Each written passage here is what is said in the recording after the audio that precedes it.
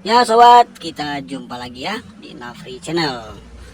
Tentunya kita doakan selalu sehat dan selalu dimudahkan segala pekerjaan dan rezekinya. Amin.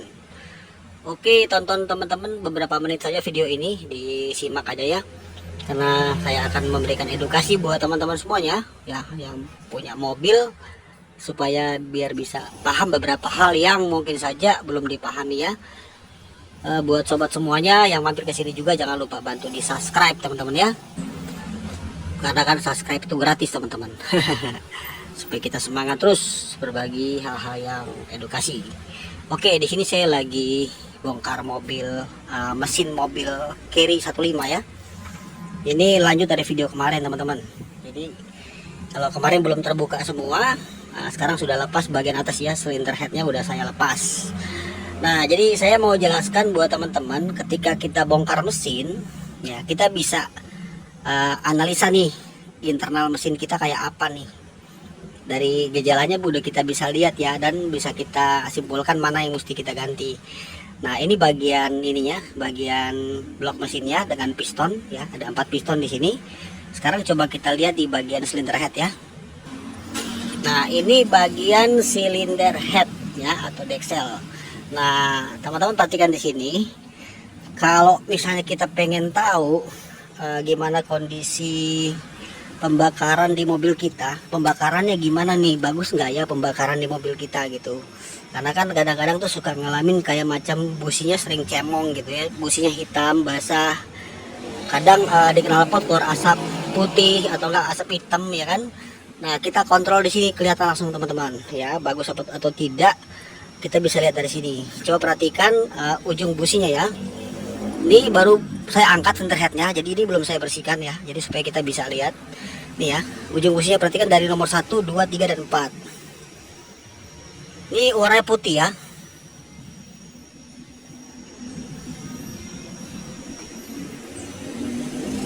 Nah, ini tuh hasil pembakaran. Jadi kalau kondisi busi seperti ini, ya ujungnya busi seperti ini pembakarannya bagus.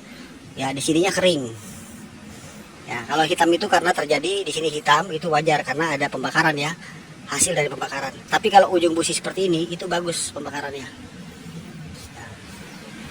Nah, cuma kalau di sini misalnya hitam, ya, kalau di sini hitam tapi kering gitu ya. Kalau mobilnya karbu, itu mesti cek karburatornya. Jadi antara campuran bensin dan angin tidak tepat. Dan cek bagian packing, jangan sampai ada yang bocor ya, terutama packing intake. Ini kan intake nih, nanti kan karburator dipasang di sini ya. Jadi intake packingnya perhatikan, sama karburatornya harus dikalibrasi ulang atau diservis ulang.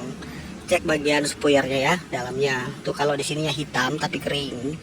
Nah, kalau di sini hitamnya dia basah ya, basah gitu, hitam gitu, itu biasanya terjadi secara umum ya. Itu kalau dia rata semua basah, dia rata semua jadi basah hitam gitu ya, itu biasanya ada pengaruh dari dua hal.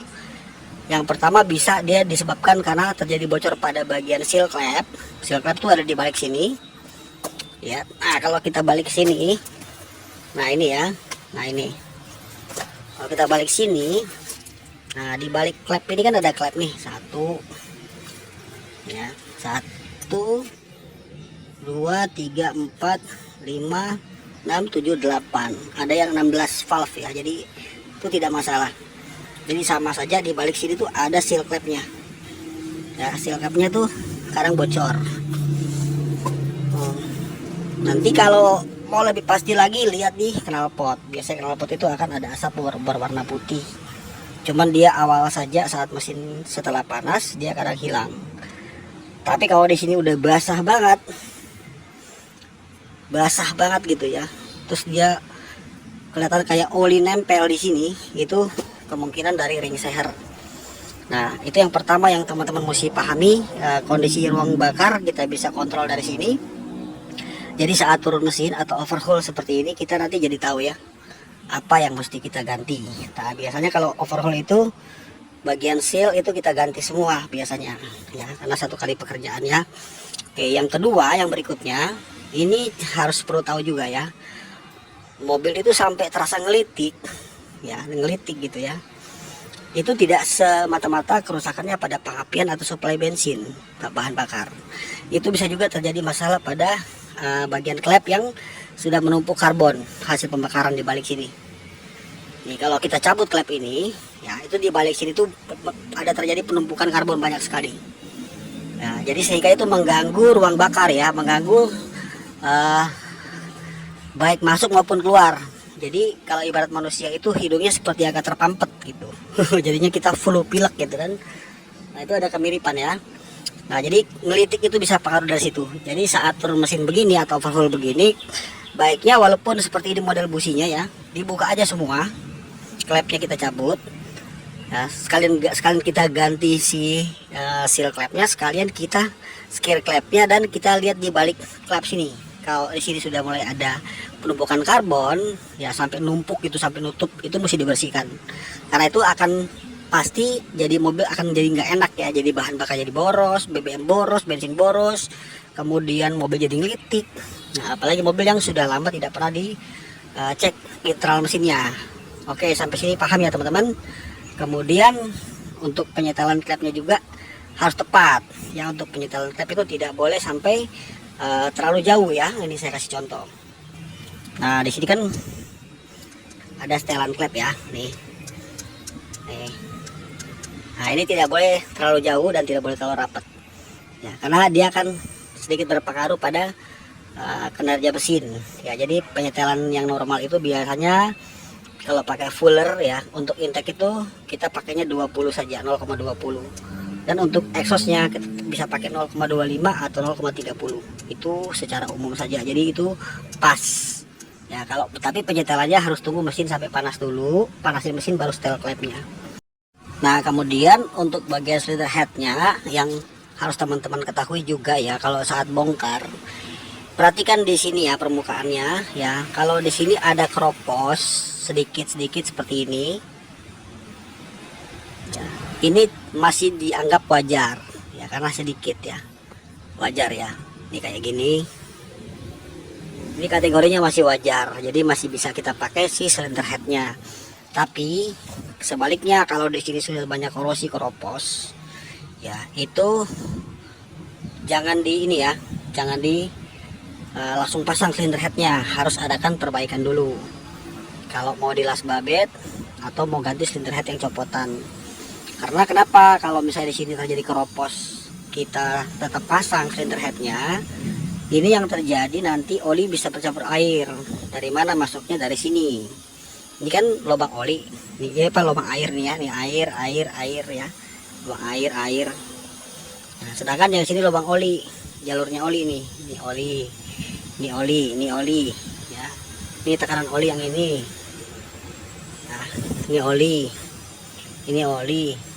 Nah, di sini ada packing. Ini kan ada packing di sini. Contoh ya.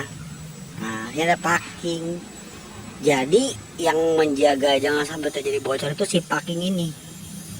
Ya kalau di sini sampai sudah keroposnya banyak, ya pasti nyebrang kan dia, packingnya nggak akan sanggup bisa nahan.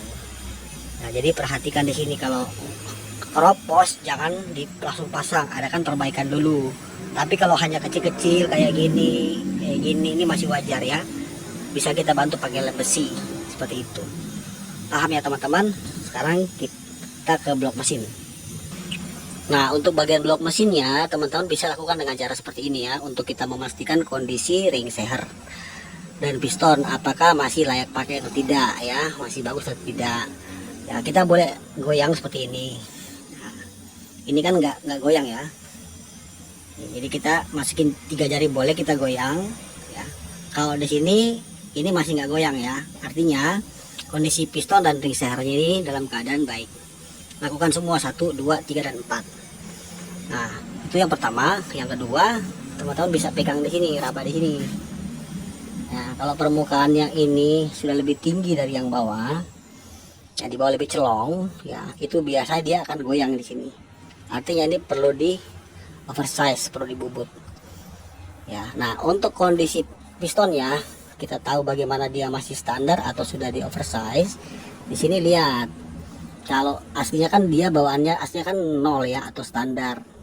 Nah, jadi di sini tidak akan ada angka, contoh misalnya 0,25 atau 0,50.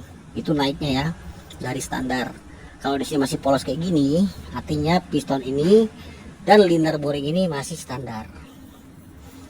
Nah, dari situ kita lihat semua pasti di sini akan dikasih tahu nih, ada tulisannya.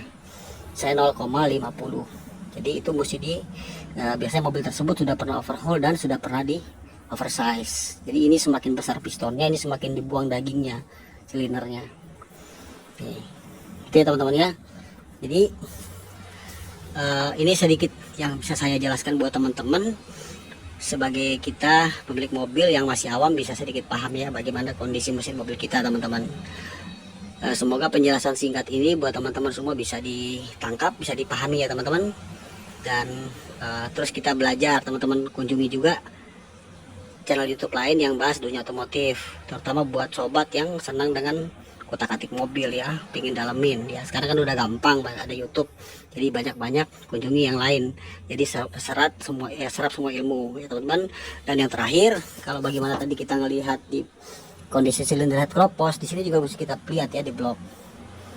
Nih, kayak kemarin saya udah bahas Honda tuh, di sini kropos ya, Honda Grand Civic kemarin tuh. Ini nggak boleh keropos di sini. Ini kan jalur air nih ya. Ini air, ini oli. Itu kan dekat sekali kan? Nah, jaraknya dekat. Ini air, ini oli. Nah, cuma 1 cm dan dijaga sama packing. Kalau sini keropos, nah ini harus perbaikan dulu si blok mesinnya. Oke sobat, demikian video kali ini. Semoga bermanfaat untuk kita saling berbagi. Jangan lupa di subscribe teman-teman, dan mohon maaf bila ada kekurangan, kita bukan ngajarin ya, tapi kita berbagi. Oke, sampai jumpa lagi dan salam sukses selalu. Thank you. Nafri Channel, bye.